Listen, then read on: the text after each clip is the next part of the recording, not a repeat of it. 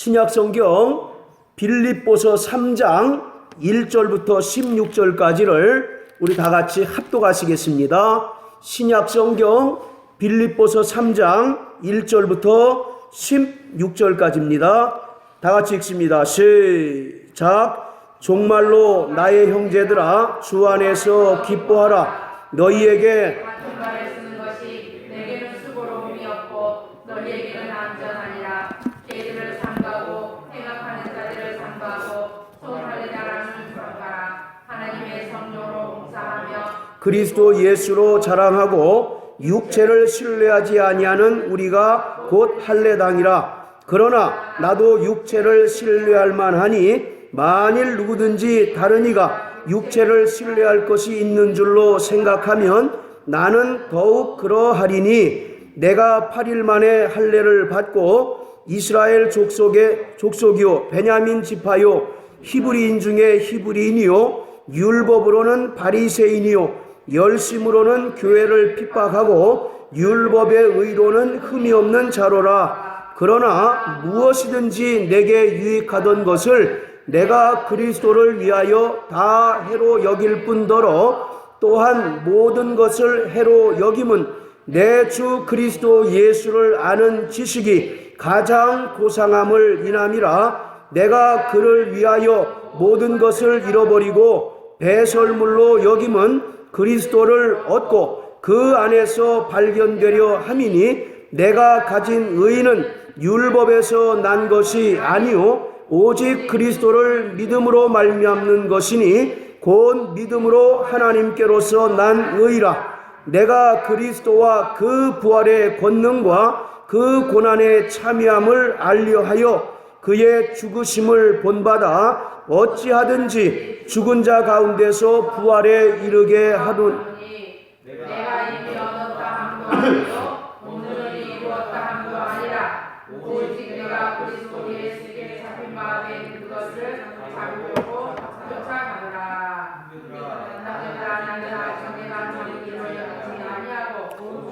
한일 즉 뒤에 있는 것은 잊어버리고 앞에 있는 것을 잡으려고 표대를 향하여 그리스도 예수 안에서 하나님이 위에서 부르신 부름의 상을 위하여 쫓아가노라. 그러므로 누구든지 우리 온전히 이룬 자들은 이렇게 생각할지니, 만일 무슨 일에 너희가 달리 생각하면 하나님이 이것도 너희에게 나타내시리라. 오직 우리가 어디까지 이르렀든지 그대로 행할 것이라. 아멘.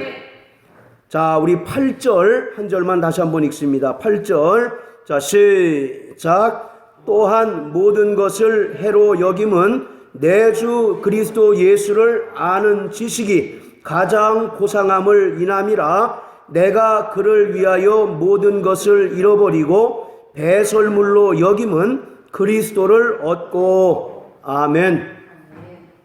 우리는 하나님 아버지를 본 적이 없지만 하나님의 아들 곧 독생하신 하나님을 본 자들입니다. 요한복음 1장 14절에 보면 말씀이 육신이 되어 우리 가운데 거하심에 우리가 그 영광을 보니 아버지의 독생자의 영광이요 은혜와 진리가 충만하더라 라고 말씀합니다. 또 요한복음 14장 9절에 보면 아버지를 보여달라고 하는 그 빌립에게 예수님께서 말씀하시기를, 나를 본 자는 아버지를 보았거늘 또 아버지를 보이라 하느냐라고 이렇게 말씀하고 있습니다. 오늘 이와 같이 우리는 영이신 하나님 아버지를 본 적이 없지만 하나님의 아들 곧 독생하신 하나님을 본 자들입니다. 이처럼 우리는 그분의 음성을 들었고 눈으로 보았고 또 주목하고 손으로 만진 바 되었다라고 말씀하고 있습니다. 요한일서 1장 1절에 보면 태초에 계셨던 생명의 말씀에 관하여는 우리가 바로 만졌고 주목하고 손으로 만진 바 되었다라고 이렇게 말씀하고 있습니다. 태초에 아버지 품속에 계셨던 자가 나타나셔서 우리가 그를 보았는데 이것은 독생하신 하나님을 본 것이고 그분은 아버지의 이름을 가지고 우리 가운데 오셨습니다. 바로 성경에는 하나님을 만난 자들의 이야기가 기록되어져 있는데 각각 시대가 다르고 또 풍습도 다르고 형편도 다르지만 그들이 일관되게 공통적으로 증언하고 있는 것은 하나님께서 살아 계시다라고 하는 것입니다. 히브리서 11장 6절에도 믿음이 없이는 기쁘시게 못하나니, 그렇다면 그 믿음이 어떤 믿음이냐면 하나님께서 살아 계신 것과 또 자기를 찾는 자들에게 상 주시는 이심을 믿는 믿음이다라고 이렇게 말씀하고 있습니다. 오늘 우리의 신앙생활은 먼저는 예수 그리스도를 알아야 하는 것입니다. 요한복음 17장 3절에 보면 영생이라고 하는 것은 유일하신 참 하나님과 그가 보내신 자 예수 그리스도를 아는 것이다 라고 이렇게 말씀하셨던 것처럼 오늘 우리의 신앙생활은 먼저 예수 그리스도를 아는 것이고 그리고 그 후에 그분을 본받고 또 그분을 따라가는 것이 우리의 신앙생활인 것입니다. 우리가 성경을 읽고 날마다의 삶 가운데 회개하는 삶을 살기를 원하는 것은 바로 예수를 따라가기 위함입니다. 그런데 만약 예수를 따르지 않는 자가 회개하거나 또는 우리와 같은 종교 행위를 하게 된다면 그것은 위선입니다. 그리고 그것은 가짜 믿음이라고 하는 것을 성경은 분명히 우리에게 말씀하고 있는 것이에요. 자, 이와 같이 오늘 우리는 예수를 알고 그분을 본받고 바로 그분을 따라가는 것이 우리의 신앙생활인 것이에요. 그래서 마태복음 16장 24절에 예수께서 말씀하시기를 나를 따르려거든 자기를 부인하고 자기 십자가를 지고 따르는 자만이 나를 쫓게 될 것이다 라고 이렇게 말씀하고 있습니다. 자, 그렇다면 우리가 어떻게 해야 그분을 본받을 수 있고 또 그분을 따를 수 있게 될까요? 그것을 오늘 이제 말씀을 드리려고 하는 것입니다. 그것에 바로 모범으로 산 자가 바로 사도 바울입니다. 자, 이와 같이 우리가 어떻게 하면 예수를 본받을 수 있고 또 어떻게 하면 예수를 따라갈 수 있는가? 바로 예수를 따라가는 방법은 먼저는 그분을 아는 지식이 있어야 하는 것입니다. 아무리 우리가 신앙생활에 열심을 내고 또 모든 일에 적극적으로 교회 행사에 참여한다 할지라도 궁극적으로 예수를 아는 지식이 없다면 그것은 가짜입니다. 가짜. 그래서 여러분들 호세아 선지자는 뭐라고 얘기합니까? 내 백성이 지식이 없는 거로 망하는도다 라고 이렇게 말씀하고 있어요. 바로 오늘 이와 같이 우리가 예수를 따라가기 위해서는 먼저 그분에 대한 지식이 우리 가운데 있어야 하는 것입니다. 그리고 그 후에 자기 자신을 철저하게 부인할 수 있어야 하는 것입니다. 자기 자신을 부인할 수 있는 방법은 하나님 앞에 모든 이론을 다 파하는 것입니다. 그리고 우리가 이전에 의지했던 세상적 가치들을 모두 그분 앞에 내려놓을 때 우리를 부인할 수 있게 되는 것이에요. 자, 우리 다 같이 고린도후서 10장을 다 같이 한번 읽습니다. 고린도후서 10장 4절 5절을 우리 다 같이 한번 읽습니다.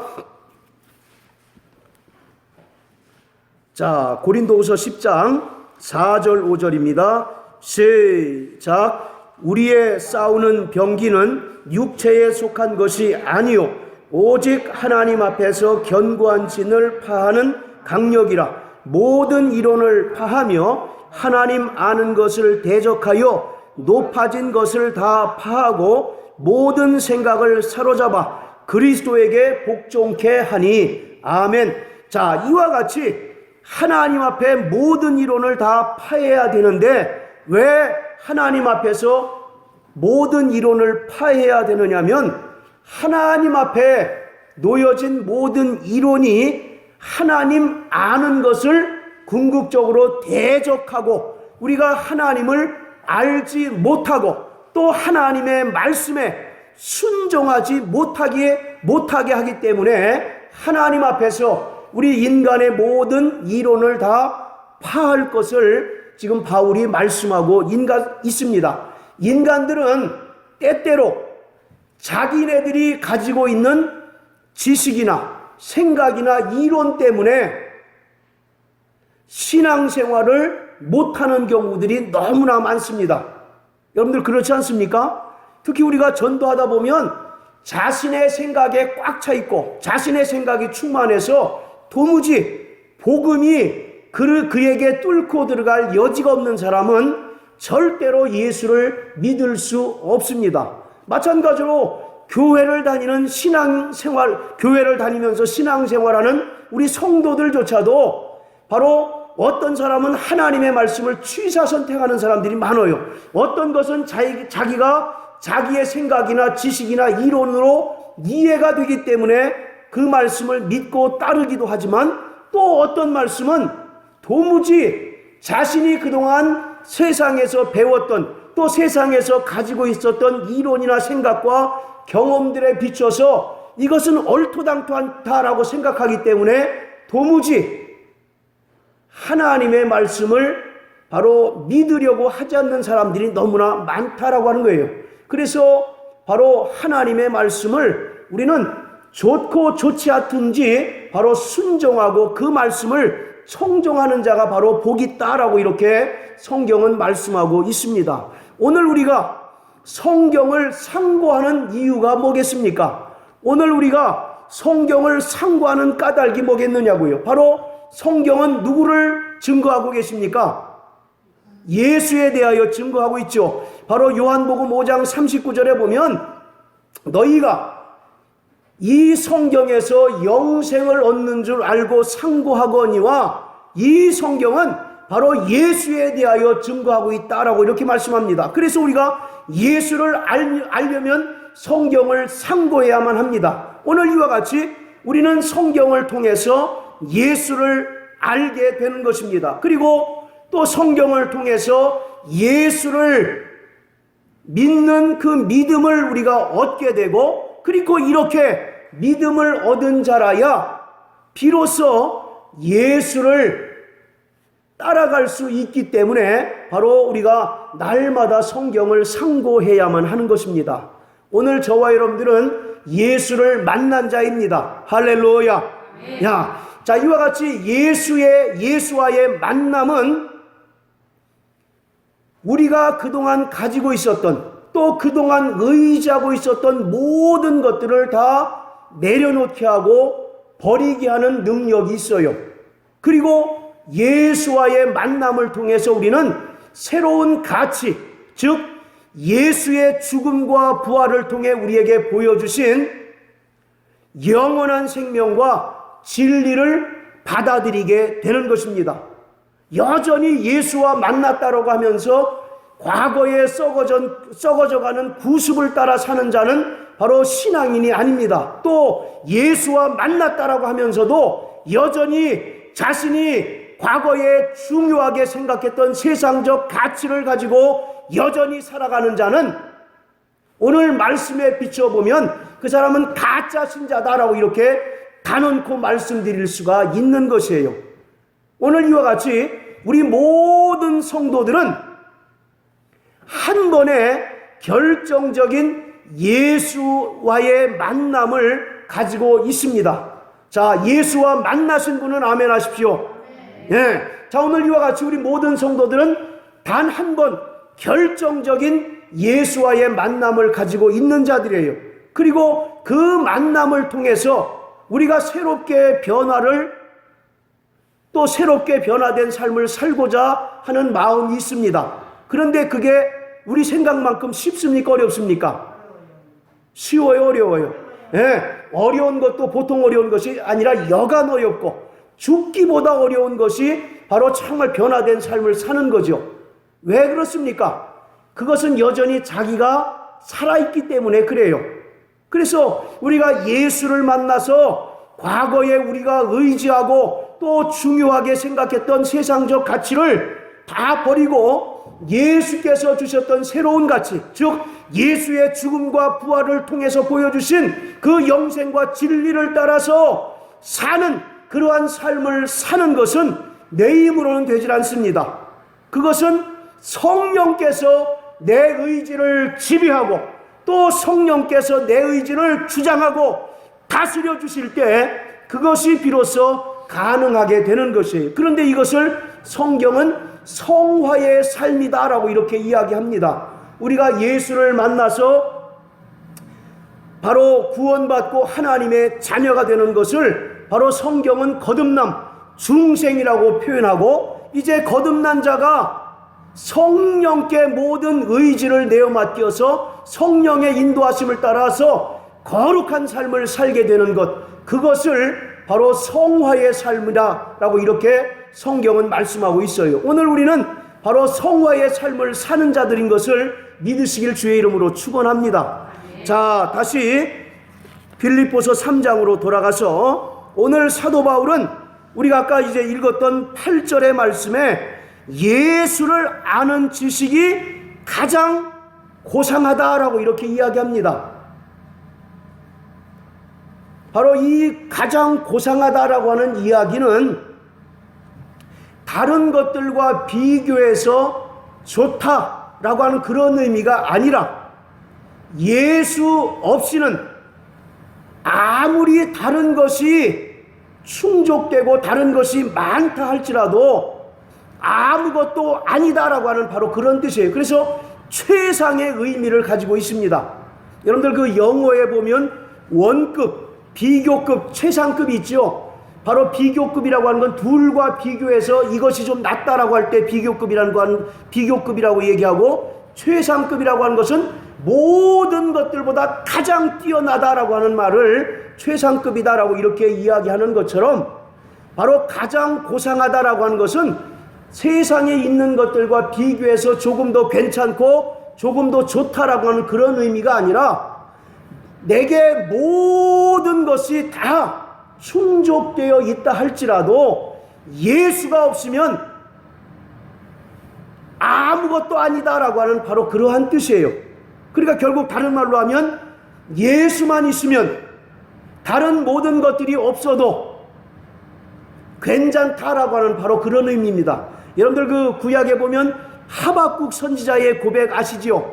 감람나무에 열매가 없어도, 또 포도나무에 포도가 없어도, 또 바로 외양간에 소나 양이 없어도 나는 구원의 하나님을 인하여 감사하고 구원의 하나님을 인하여 기뻐하리로다라고 이와 같이 하박국 선지자가 고백했던 것처럼, 오늘 사도 바울이 예수를 아는 지식이 가장 고상함을 인합니다라고 이와 같이 이야기한 것은, 자기는 쉽게 말해서 예수 빼면 시체라는 것입니다. 예수가 없으면 다른 것 아무리 많은 것이 그에게 소유가 되었다 할지라도 그는 아무것도 아니다라고 이렇게 고백하고 있는 것이에요. 오늘 여러분들에게 이러한 고백이 있게 되시기를 주의 이름으로 축원합니다. 우리는 예수도 있어야 되고 또 세상에 물질도 있어야 되고, 그게 가능합니까? 불가능합니까? 성경은 뭐라고 얘기합니까? 우리가 두 주인을 섬길 수 없다라고 얘기하죠. 이것을 사랑하고 저것을 미워하든지, 아니면 저것을 사랑하고 이것을 미워하든지 둘 중에 하나만 사랑할 수 있다라고 이렇게 이야기하고 있어요.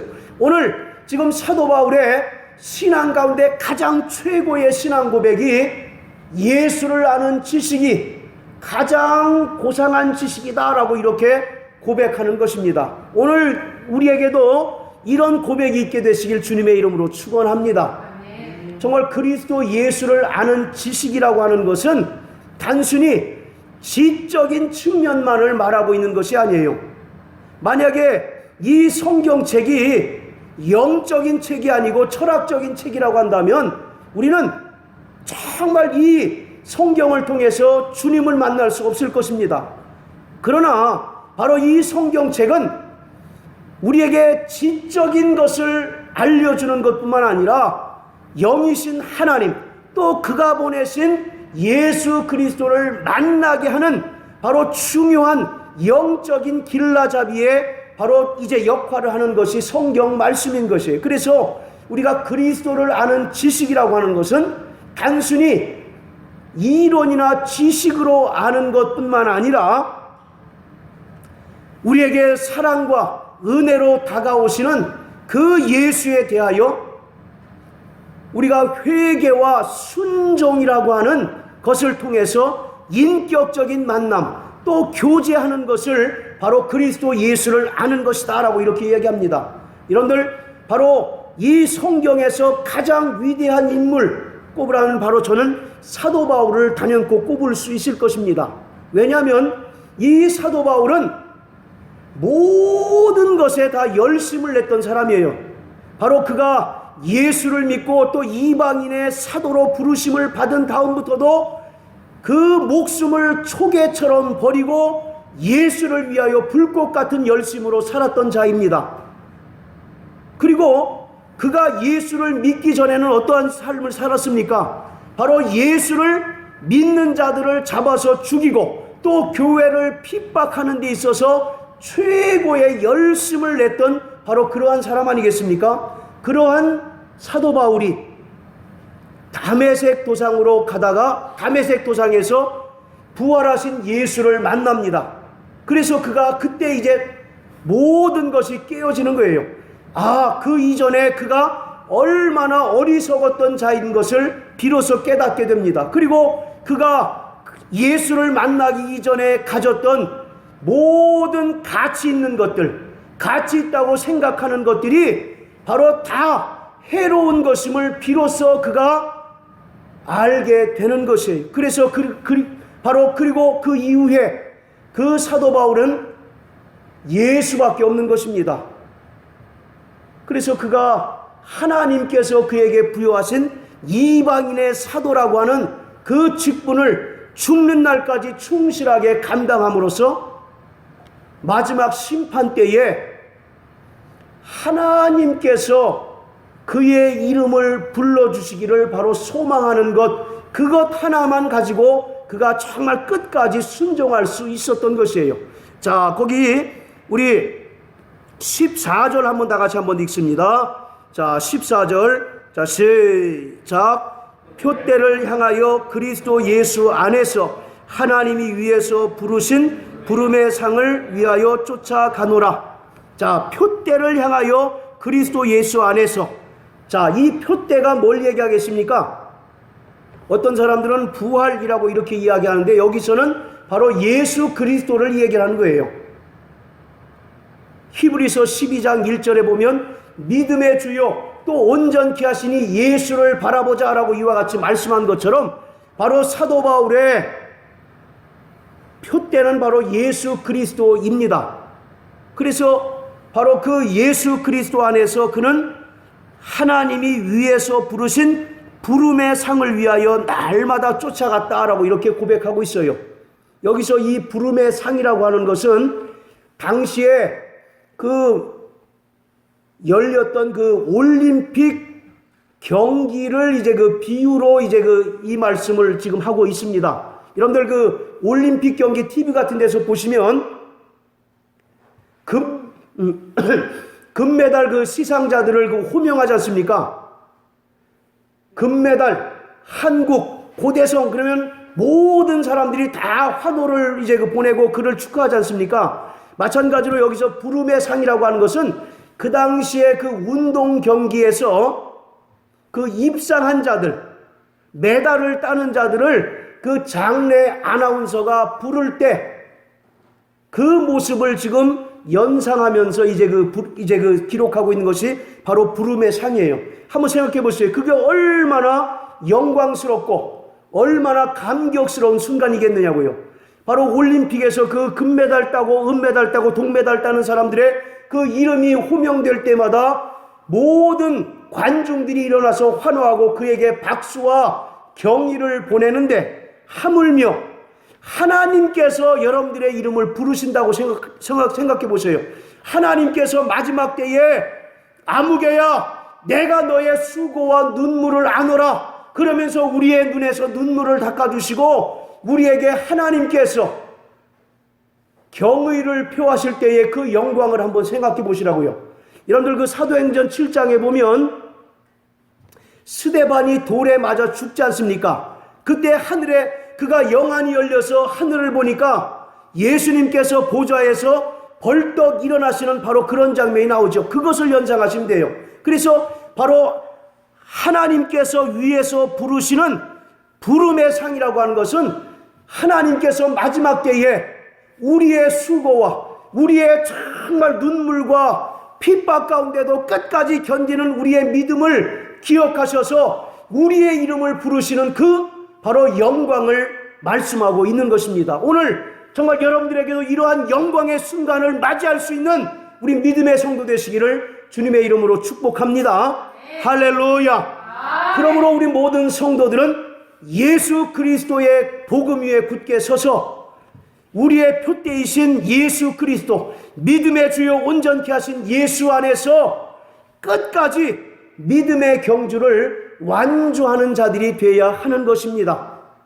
뿐만 아니라 예수를 아는 지식이 가장 고상한 줄 믿고 우리가 이전에 가졌던 세상적 가치들을 다 포기하고 또 하나님 앞에 우리의 가졌던 모든 경험과 이론들을 다 파하고 철저히 자기 부인의 삶을 사는 자들, 그러한 자들만이 하나님께서 위에서 부르시는 부름의 상을 받을 수 있다라고 하는 사실을 깨닫게 되시기를 바랍니다. 자, 따라하세요. 나 영혼아, 나를 부인하며 살자.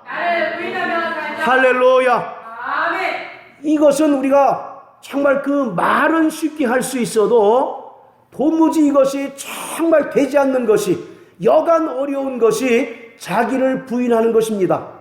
그래서 예수님께서도 아까 말씀한 것처럼 나를 따르는 자는 자기를 부인하고 자기 십자가를 지고 나를 쫓아야 된다라고 이와 같이 말씀하셨잖아요.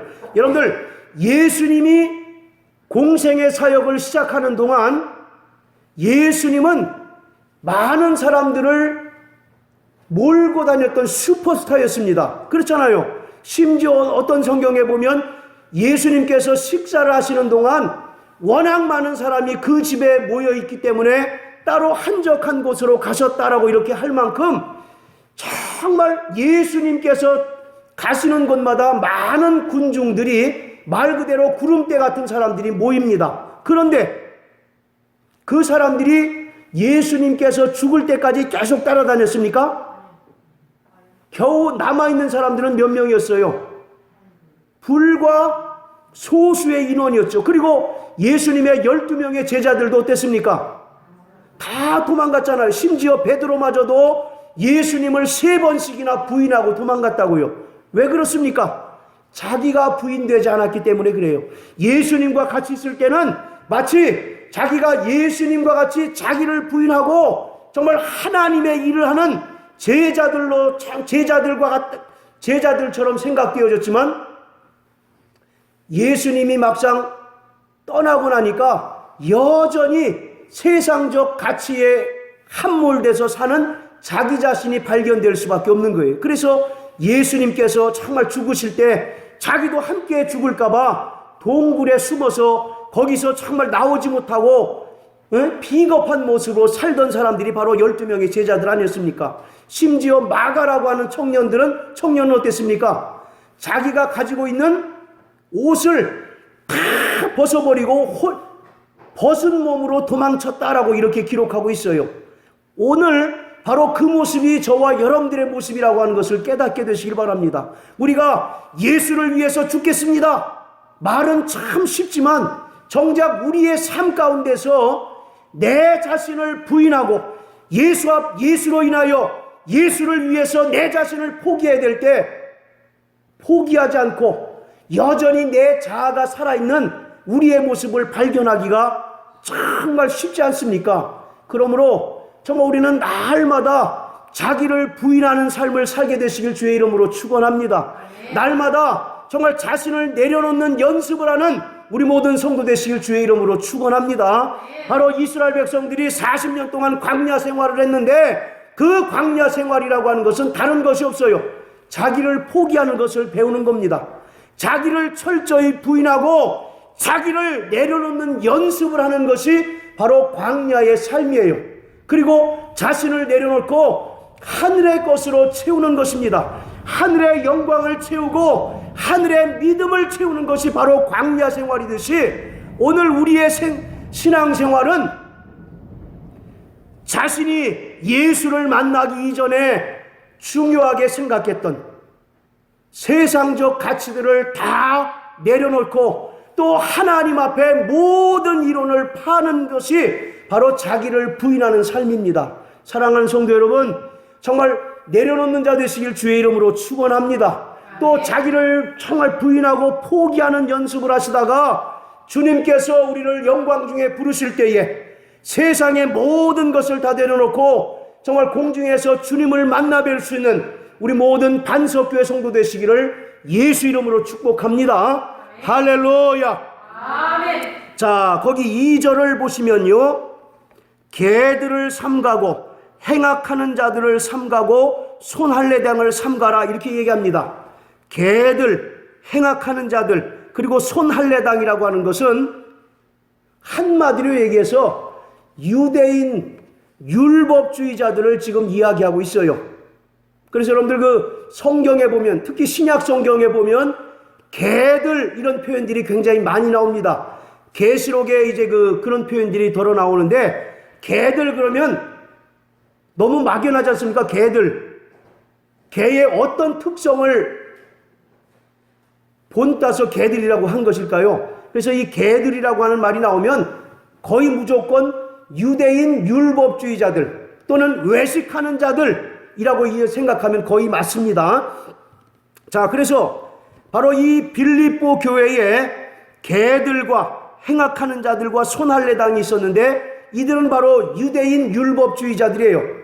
그들은 얼마나 교만하고 또 자신의 육체의 행위를 자랑하든지 이루 말할 수가 없는 그러한 자들이었습니다.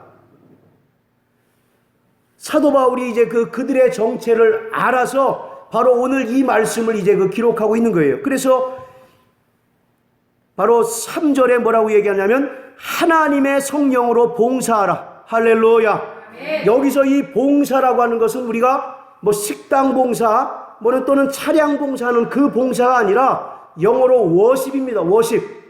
바로 성령으로 예배하라 그런 뜻이에요. 왜냐하면 개들과 행악자들과 또 손할례당은 외식함으로 하나님께 예배하지만 너희는 하나님의 성령으로 예배하라 그렇게 얘기하고 있는 겁니다. 그리고 또 그 뒤에 뭐라고 얘기하냐면 그들은 자신들의 육체의 행위를 자랑하지만 너희는 그리스도 예수를 자랑하라 이렇게 얘기하고 있어요. 자, 그러면서 사도 바울이 4절부터 이제 자신의 이야기를 합니다. 그 유대인 율법주의자들이 어찌나 교만하든지 자기의 육체의 행위를 자랑하고 뽐내는 것에 바로 뽐내는 것에 대해서 사도 바울이 이야기하기를 육체에 관해서는 너희들보다 내가 훨씬 더 낫다라고 이렇게 이야기하고 있어요. 저들이 아무리 육체의 행위를 자랑하지만 나는 그것보다 너희들보다 훨씬 더 자랑할 것이 많은 자다라고 이렇게 얘기하는 겁니다. 자, 우리 5절을 다 같이 한번 읽으세요. 5절. 자, 시작.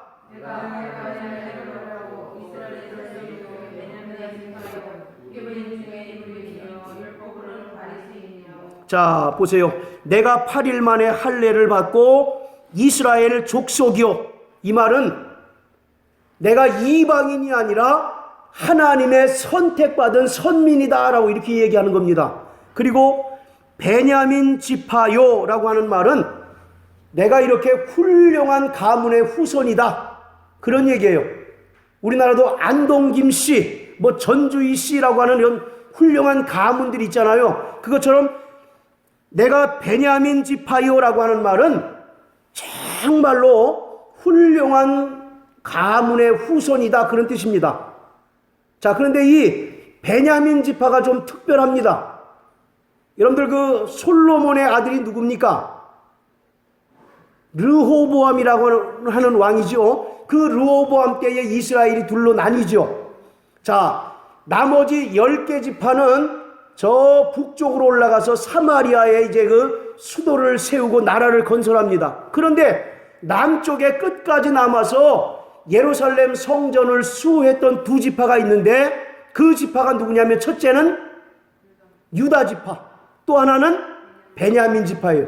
그만큼 이 내가 베냐민 지파다라고 하는 말은 다른 12지파도 다 훌륭하지만 그 지파 중에서 끝까지 예루살렘의 하나님의 성전을 수호하고 그 건축의 역사를 끝까지 감당했던 그런 훌륭한 지파였다라고 하는 그런 의미가 있는 겁니다.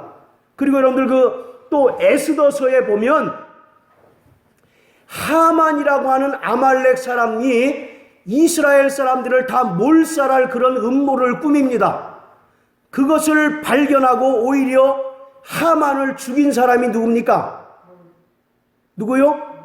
예, 그 에스더의 삼촌인 모르드게. 이 모르드게가 어느 지파냐면 무조건 베냐민 지파라고 하면 됩니다. 무슨 지파라고요? 베냐민 지파예요. 그만큼 이 베냐민 지파는 뛰어난 지파입니다. 나머지 11지파에 비해서 결코 뒤지지 않을 뿐만 아니라 훨씬 더 하나님의 뜻에 정말 순종했다라고 이렇게 자부할 수 있는 그런 훌륭한 지파예요. 그러니까 내가 베냐민 지파요라고 하는 말은 그냥 우리 집이 좀 있는 집안이야, 우리 집안이 좀 훌륭한 지파야, 그런 의미가 아니라 정말 굉장히 자랑할 그런 지파다라고 하는 것을 이야기하고 있는 겁니다. 자, 그리고 히브리인 중에 히브리인이요라고 하는 말은 그 사도 바울의 부모가 모두 순수한 히브리인이다, 그런 뜻이에요.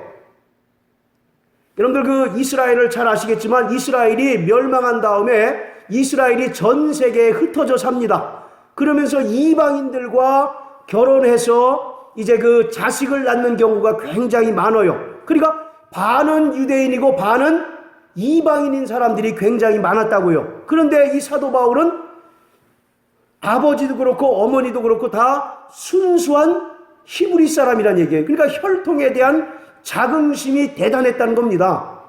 자, 그리고 내가 율법으로는 바리새인이요. 여러분들 바리새인 잘 아시죠? 철저하게 율법을 지켰던 사람들이죠. 그리고 이 사람들은 율법에 대해서 너무나 뛰어난 해박한 지식을 가지고 있고 또 해박한 지식만 가지고 있는 사람들일 뿐만 아니라 그것을 철저하게 지켰던 사람들입니다. 그래서 그들은 11조를 드릴 때도 어떻게 드립니까? 박하와 회양과 근처의 11조도 드리고 또 일주일에 2번씩 금식도 하고, 성경에는 율법에는 1년에 딱 하루만 금식하게 되어 있습니다. 어느 날이냐면 신년에 금식하게 되어 있어요. 유대의 달력으로 1월 1일에 금식하게 되어 있어요. 그런데 이 사람들은 그 율법을 초월해서 아니야, 하루만 금식해서는 모자래. 그러면서 이들이 또 새로운 유전을 만드는 거예요. 전통을 만들어서 일주일에 2번 금식합니다. 한번 생각해 보세요. 일주일에 2번 금식하면 1년에 몇 번 금식하게 되는 겁니까? 1년에 52주니까 4번을 금식하는 거예요. 성경은 몇 번 금식하면 된다고요? 딱 하루에 한 번만 금식하면 되도록 돼 있어요. 율법은.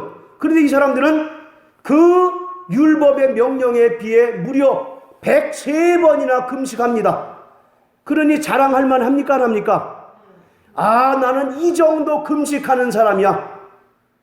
내 앞에 나보다 더 신령한 사람 있으면 나와보라 그래. 이렇게 정말 교만이 하늘을 찌르던 사람이에요. 이것처럼 율법으로는 바리새인이었다라고 이렇게 이야기합니다. 그러니 여러분들 사도 바울을 따를 사람이 있어요, 없어요? 아무리 그 빌립보 교회에 자기의 육체 행위를 자랑한 사람이 있다 손치더라도 이 바울을 능가할 사람이 없다라고 이렇게 얘기한 겁니다. 자, 그리고 6절 한번 또 읽으세요. 자, 6절 시작. 예, 하나님을 섬기는 열심을 이 바울은 뭐로 받느냐면 예수를 믿는 사람들을 핍박하고 예루살렘 교회를 깨는 것이 하나님을 섬기는 자의 의무고 열심이라고 생각했어요. 그래서 실제로 스데반을 죽이는 데에 그 주동적인 역할을 했던 사람이 누굽니까? 사도 바울이죠. 사도 바울. 그리고 이 사도 바울이 다메섹 도상에서 주님을 만났을 때 왜 다메섹 도상으로 가고 있었습니까? 예, 예수 믿는 자들을 다 발본색원에서 죽이려고 하는 그런 찰나에 바로 그가 예수를 만났던 거예요. 자, 그리고 율법의 의로는 흠이 없는 자다. 이 얘기는 무슨 말이냐면 그가 어릴 때부터 철저하게 율법을 지켜 행했다라고 이렇게 얘기합니다. 그리고 오늘 이 본문에는 기록되어 있지 않은데 또 중요한 사도 바울의 자랑거리 하나가 있어요. 그가 로마 시민권을 가졌었다는 겁니다. 그 당시에 아무나 로마 시민권 가질 수 있었습니까? 없었습니까? 없었어요. 정말로 몇 선택받은 사람들만 로마 시민권을 가질 수 있는 거예요. 로마 시민권을 가지면 뭐가 좋으냐면 로마가 다스리는 모든 땅은 아무데나 다 자유롭게 왕래할 수 있는 겁니다.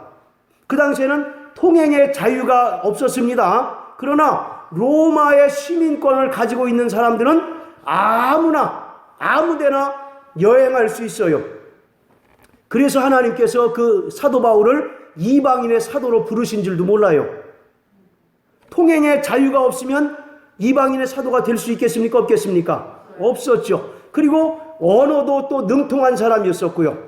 그리고 이 로마의 시민권을 가졌다는 얘기는 그냥 조금 약한 범죄를 저질러도 거의 용서가 될 정도로 큰 권위를 가지고 있는 것이 바로 로마의 시민권이에요. 그러니 여러분들이 만약에 사도 바울의 위치라고 한다면 여러분들 자랑하겠습니까? 자랑하지 않겠습니까? 우리 김설자 입사님, 지금 이러한 사도 바울과 같은 그런 자격이 우리 김설자 입사님에게 있어요. 그럼 우리 모두가 다 하찮게 보이겠죠? 이런 도무지 정말 이렇게 하찮게 보일 거라고. 사도 바울이 예수를 만나기 전에 그랬던 것입니다. 그랬는데 그가 예수를 만나고 깨져버렸어요. 할렐루야. 그가 예수를 만나니까 그것이 바로 가장 최상의 지식이라는 거죠. 그러므로 그가 알고 있었던 또 그가 그 이전에 가치 있다고 생각했던 모든 것들을 다 뭐로 여겼다는 겁니까? 배설물, 좀 지저분한 얘기인데 똥처럼 여겼다는 거예요. 똥, 무가치한 것으로 여겼다는 겁니다. 그리고 그가 이방인의 사도로 부르심을 받았을 때 그는 죽는 날까지 충성했다라고 성경은 말씀하고 있습니다. 사랑하는 성도 여러분, 정말 우리가 예수를 만나고 또 예수를 아는 고상한 지식이 있다면 오늘 우리가 이렇게 살아서는 안 되지 않는 거 아니겠습니까? 비록 사도 바울과 같은 그러한 위대한 정말 신앙의 모습은 아니라 할지라도 오늘 우리의 정말 삶 가운데서 날마다 자기를 포기하고 자기를 부인하면서 나를 통해서 내가 아니라 그리스도 예수가 영광 받으시고 하나님의 뜻이 드러나는 그러한 삶을 사는 그러한 자가 되어야 마땅하지 않겠습니까? 정말 사랑하는 성도 여러분, 정말 예수를 알게 되시길 주의 이름으로 축원합니다. 아멘. 우리 신앙생활은 예수를 아는 만큼 성장하게 되어 있습니다. 예수를 아는 만큼 우리 신앙은 더 성숙하게 되어 있어요. 또 예수를 아는 만큼 하나님께 더 쓰임받을 수 있게 되는 것입니다. 예를 들어서 예수를 10만큼 한다면 하나님은 10 정도밖에 우리를 사용하지 못할 겁니다. 그러나 100만큼 예수를 한다면 그만큼 하나님께서 우리를 사용하실 수 있는 그릇이 된다라고 하는 바로 그런 뜻입니다. 이스라엘은 종재기로부터 뭐라고요? 항아지까지다라고 말씀 있잖아요. 어떤 이는 바로 종재기와 같이 예수를 믿는 사람이 있는가 하면 어떤 사람은 항아리처럼 예수를 믿는 사람이 있다는 겁니다. 그 차이가 뭘까요? 성경을 많이 알아서? 아니면 성경적인 배경 지식을 많이 알아야 되는 겁니까? 그렇지 않습니다. 자기를 얼만큼 부인하느냐에 따라서 어떤 사람은 10만큼의 믿음이 될 수가 있고 어떤 사람은 100만큼의 믿음이 될 수가 있는 거예요. 여러분들이 세상에서 믿고 의지하고 중요하게 생각하던 그 세상적 가치들을 예수 안에서 내려놓게 되시길 주의 이름으로 축원합니다. 그러면 우리가 더 예수를 알게 되는 거예요.